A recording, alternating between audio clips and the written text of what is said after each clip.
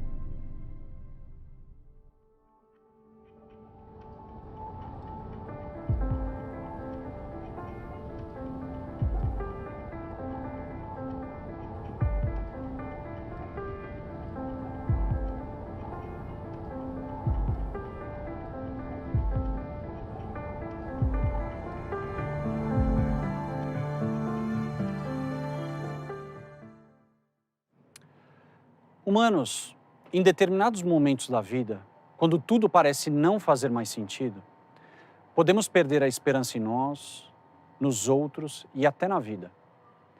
E nesse momento de desespero, podemos chegar a pensar que tudo isso não vale mais a pena, que não tem mais jeito e que somos um peso na vida das outras pessoas. E caso você esteja passando agora por esse momento e se der mais uma oportunidade, amanhã a vida pode te surpreender e aí sim você poderá ver a luz no fim do túnel. Mesmo porque, como diria Karino Kajima Fukumitsu, se tem vida, tem jeito. Então, humano, caso você se sinta perdido num mar de solidão, saiba que o Centro de Valorização da Vida, o CVV, está de braços abertos para te receber, para te acolher e principalmente não te julgar. Portanto, independente de como você está, saiba que sempre estaremos com você. Talvez não queiramos demonstrar o que nós sentimos e nós escondemos em algum lugar, mas está lá vibrando e de alguma forma vai sair. Então a aparente apatia não é a verdadeira. E a pessoa deprimida que dá essa impressão de que nada me importa é porque tudo importa tanto, porque é tão sensível e tudo incomoda tanto que eu ponho uma capa em cima disso da apatia. Nada me importa mais, mas é exatamente o oposto que está sentindo. Por isso é importante conhecer a mente, conhecer a si mesmo, reconhecer o que está acontecendo para poder tratar, prevenir, curar. Deixa eu acabar logo com isso que está me incomodando. Então, eu tomo alguma coisa ou eu vou me distrair e eu não paro para dar atenção.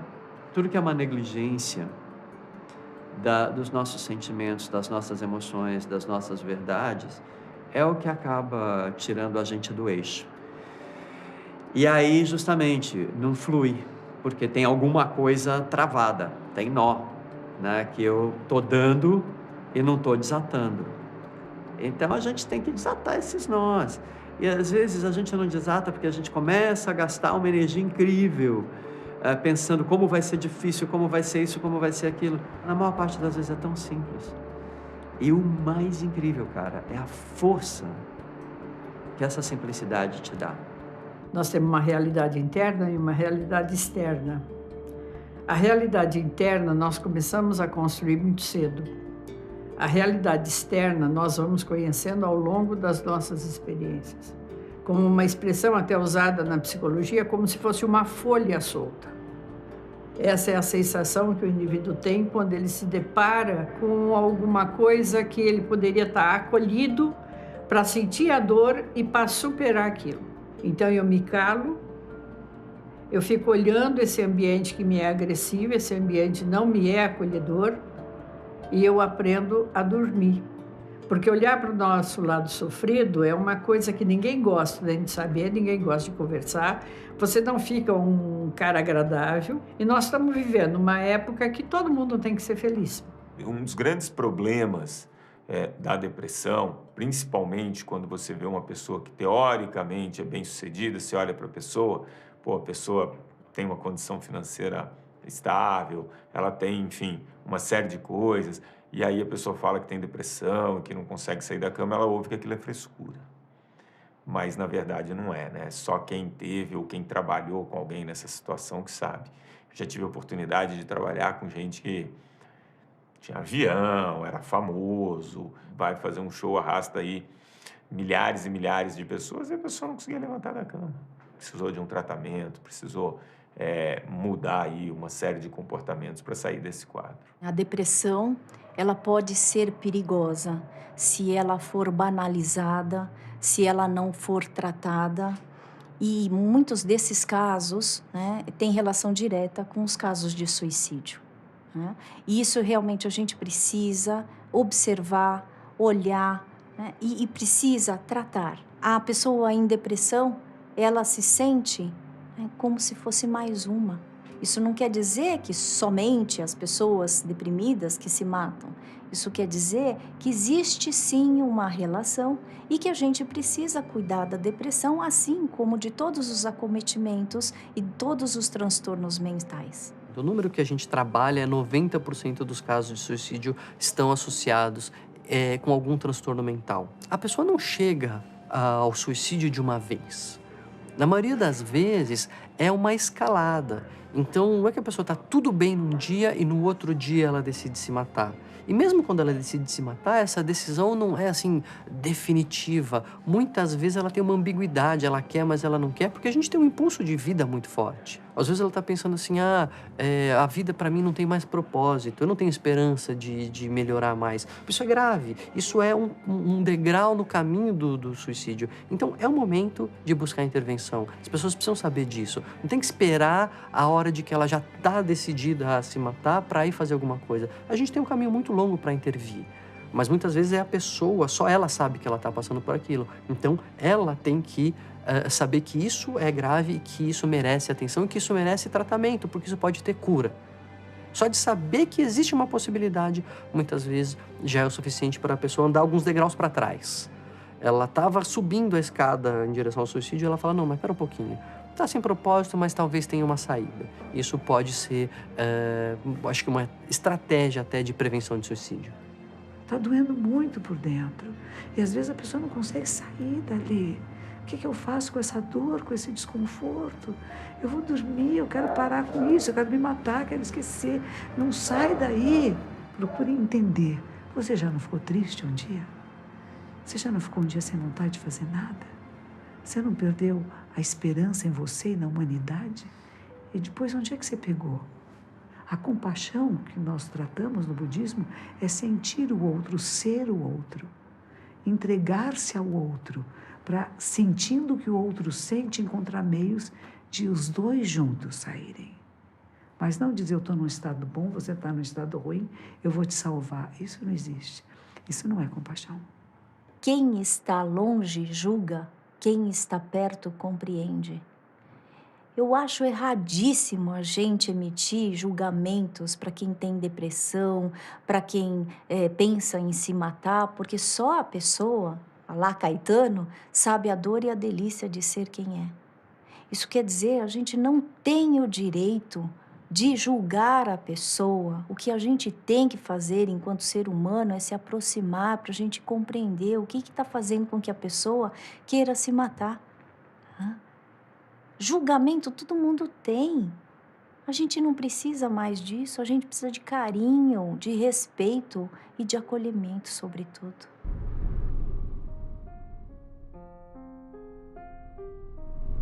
Não é raro que o paciente com depressão ele acabe abusando de substâncias. Muitas vezes numa tentativa até de aliviar sua própria angústia. Então ele acaba bebendo e acaba se tornando um dependente químico por causa da depressão. É um alcoolismo secundário. ou ele pode usar outras drogas, porque drogas estimulantes, às vezes, mascaram aquele desânimo, aquela angústia que ele está sofrendo. E aí você tem que tratar as duas coisas. Não adianta só tratar aquela pessoa como um dependente químico, mas também aí, às vezes, não adianta só tratar a depressão. Você vai ter que tratar a depressão junto com a dependência química e mostrar para aquela pessoa que ela está usando uma droga como um remédio perigoso e ineficaz. O indivíduo começa a se automedicar para melhorar a ansiedade, para melhorar o sono, e aí acaba ficando dependente. Então, a dependência mais comum que a gente vê é álcool e de calmantes, que o indivíduo começa a tomar e começa a ficar cada vez mais dependente. Para me distanciar da sensação que era estar daquele jeito, assim, sabe? Assim, puta, hoje eu não vou passar o dia na cama. Então, eu vou passar o dia bêbado. Né? Tá bom. Então, tipo, eu conseguia ter alguma sensação que fosse prazerosa, assim, ficando bem louco. Então, os vícios, eles nos levam a uma conduta que, no ponto de partida, desejava o melhor. Ninguém, em sã consciência, embarca numa jornada que sabe, né, que o término dela é exatamente o sofrimento, né, a dependência sem alternativa. Quando ela nota no percurso que não há, de fato, essa rota, não é tão simples que ela possa reinventar o seu modo de caminhar. Nessa hora é que uma sociedade precisa ter suas estruturas de apoio para que isso aconteça. Isto é, quem tem um vício e dele não consegue se libertar, precisa contar com apoio, auxílio, estrutura de outros que já têm alguma experiência nessa área. Eu tenho um amigo há muitos anos, um grande professor, um psicólogo chamado Paulo Afonso Caruso Ronca. Ele, durante a fala sobre o risco do vício em relação às substâncias que podem nos contaminar, ele distribuía cebolas e facas, 3 ou 4. E aí ele chamava um aluno e dizia, por favor, descasca essa cebola. Ele dizia, pois não. Começava a descascar e ele começava, obviamente, a lacrimejar. Aí ele dizia assim, agora pare de lacrimejar. Ele dizia, não, mas eu não consigo. Eu falei, então, mas você não disse que você tem controle sobre o teu corpo? Que em relação a qualquer substância, você para quando quiser? Pare agora de lacrimejar. Você tem um dever existencial, porque essa é a tua história. Cada um nasce com a sua própria missão. A gente não tem clareza de qual é a nossa missão, só que nós somos sozinhos existencialmente. O que, às vezes, é diferente de sermos solitários. Solitários significa que eu não autorizo o outro a entrar na minha vida. Quem acha que não pode contar com o outro, que é autossuficiente, né, vai exagerar, né, esse sentimento de solidão. Eu tenho uma colega gestalt terapeuta que me ensinou, Gláucia Tavares. Eu organizei um livro e no capítulo dela ela falou que diz que a palavra trauma vem de ferida. E se você faz uma brincadeira com a palavra ferida, tira o R e inverte. Isso quer dizer ida da fé. Por que as situações de depressão causam a perda da nossa esperança e da fé? Porque a gente está machucado.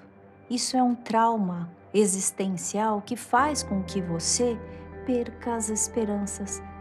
Por isso que eu sempre levo, né, a ideia de que está ferido, você precisa uma pitadinha de esperança. Isso é importante. Ah, mas Karina, eu não acredito que as coisas vão mudar. Você não precisa acreditar. Você precisa só autorizar que a vida te surpreenda. Me levou a abuso de drogas, me levou a pensamentos suicidas, me levou a tirar pessoas da minha vida, colocar outras que não tinham o menor sentido, tá lá. Me levou a perder 2 anos da minha vida que eu não lembro. Então, tem consequências muito graves, assim. Tem que conversar. Se você guardar o negócio pra você, você vai fazer merda. Mesmo, assim. Geralmente eu saio com a pessoa, vou fazer qualquer outra coisa e não se toca no assunto. A gente vai viver a vida. O processo de morrência, ele é um acúmulo de um processo de autodestruição. Processo, isso quer dizer que existe um encadeamento se a gente não ressignifica a maneira da gente se comportar. O suicídio começa a ser visto, Tunnel Vision, do Schneidman, ele começa a ser visto como a última e a única possibilidade para a pessoa se libertar dos comportamentos autodestrutivos. A pessoa que se autodestrói vai ficando desesperançosa, ela vai ficando e se sentindo, por mais que venha alguma ajuda externa, ela vai se sentindo desamparada. São os 3 Ds do comportamento suicida: desespero, desesperança e desamparo. Isso faz com que toda essa totalidade, esse processo em andamento que é autodestrutivo, faz com que a pessoa imagine que o suicídio é a única saída para ela, para se libertar, inclusive, daquilo que ela já vive há muito tempo. Assim, eu sou uma pessoa muito catastrófica, né?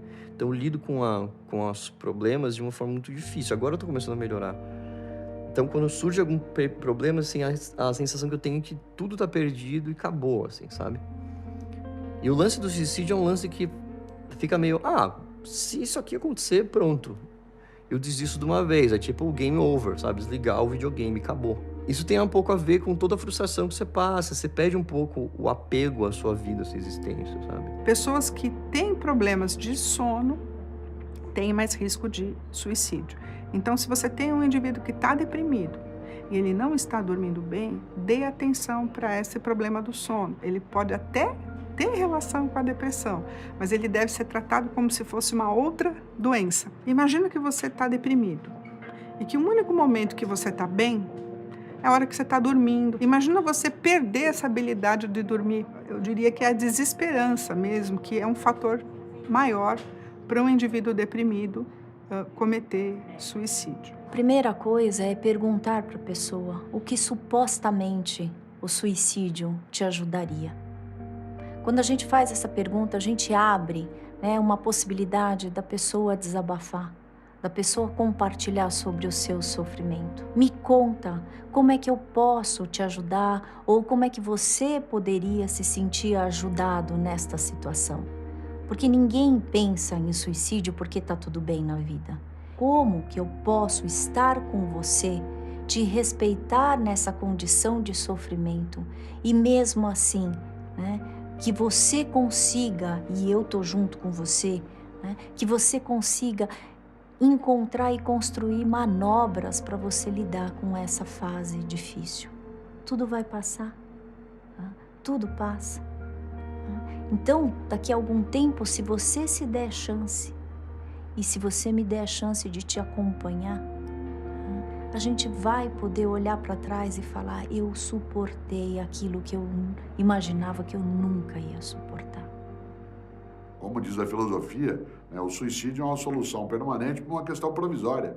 No inferno de Dante está escrito na porta: deixai fora toda esperança, vós que entrais. Pode ser que a esperança não esteja dentro de mim, mas se eu estou com pessoas que compõem comigo uma comunidade afetiva, não necessariamente uma comunidade de saúde, uma comunidade afetiva, elas vêm até mim e me ajudam a sair. Assim como Dante, ao caminhar pelo inferno, foi pelas mãos de Virgílio, né? Ele não estava sozinho, Dante.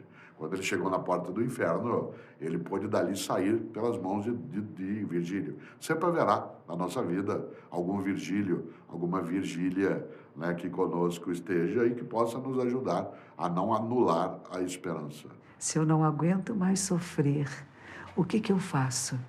Eu encontro o caminho do não sofrimento. Imagine, estou sofrendo, a minha vida está horrível. Sai daí. Sai desse lugar. Não é sair da vida, não é se mata, sai desse lugar. Mude o personagem. Seja outro personagem, mais leve, mais lúdico com você. É como se você estivesse lutando boxe. E o lutador, que seria o universo, o mundo, te pôs no corner e está te batendo. E você continua lá sem fazer nada.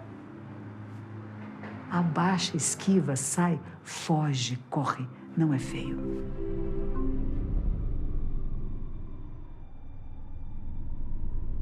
Quando uma pessoa está com depressão, muitas vezes ela se sente incapaz de sonhar.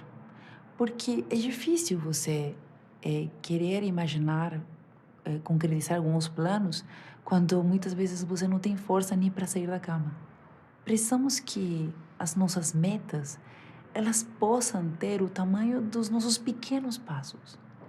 Às vezes, simplesmente, hoje eu vou caminhar descalço na terra, lá do condomínio. É uma meta que me energiza, que me faz pensar num passo muito maior. Quando você está num quadro desse, você tem o ideal. Mas às vezes o ideal você não consegue fazer. Então você tem que negociar para aquilo que é possível ser feito naquele momento, mas entender que é preciso ser feito alguma coisa em cada momento. Então essa negociação ela é permanente e ela tem que existir. E à medida que você se disciplina a fazer essa negociação, ela vai ficando mais fácil e mais favorável à felicidade e menos favorável à depressão. No taoísmo se fala muito do yin e yang, de duas forças opostas que convivem entre si.